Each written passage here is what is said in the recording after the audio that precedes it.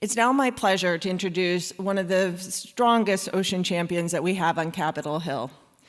Senator Sheldon Whitehouse of Rhode Island devotes much of his time speaking out about the urgent need to address climate change and to protect our oceans for the peoples and the economies that rely on them.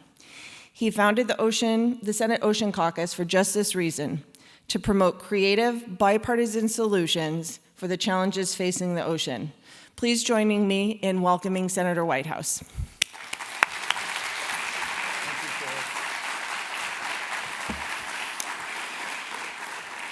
Thank you, Chris, and thank you all for being here for the early session. I hope you're adequately caffeinated and ready for another great day of CHOW. It is always exciting for us in Congress when Capitol Hill Oceans Week comes to town and brings the energy and the focus that we need on our oceans. I am here to bring a very brief message of optimism and encouragement.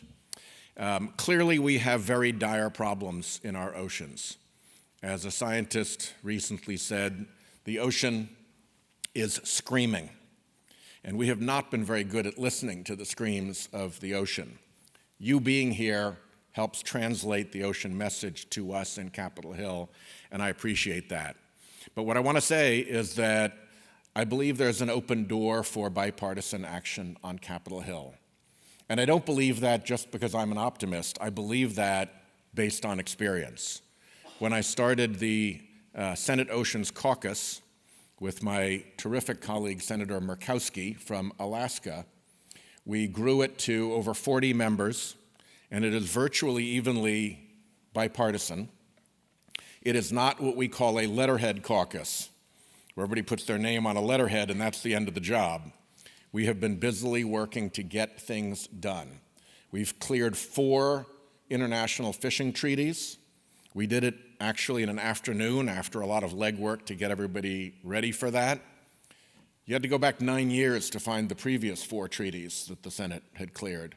So to do 4 in an afternoon was an exciting moment. We then passed by unanimous consent, with everyone in agreement in the Senate, the Port States Measures Treaty that lit up those fisheries agreements, those treaties. We then went on and with an outstanding colleague, Dan Sullivan, also of Alaska, went to work on marine plastic debris. And we passed the first marine plastics legislation that Congress has ever done.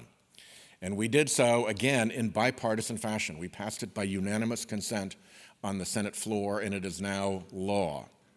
We then went on and with Senator Murkowski put together an ocean data monitoring bill that is out there now.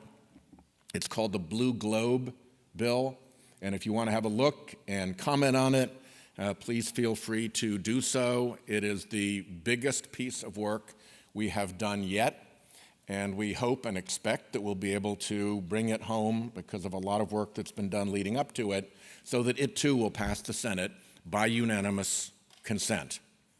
And the good news about our marine plastics bill, although it was the first, it was not very much. It was more in the nature of a beachhead than a victory. But Dan Sullivan had such a good time doing it and got such good feedback that he came to me immediately after it passed and said, "We've got to do a bigger, better bill." And so we will shortly be dropping SOS 2.0, a bigger, better marine plastics bill, and we hope to continue stepping up our congressional effort. So where the oceans are, there is bipartisan interest. And as long as we do our homework and do the legwork to get everybody together and to make sure people know what's coming and to not burden them with surprises, what I have found is that bill after bill after bill, treaty after treaty, we can pass in the United States Senate unanimously. That is something worth celebrating.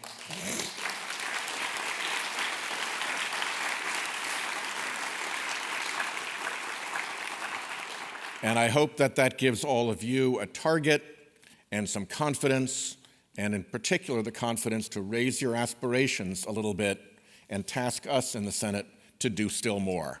Thank you very much.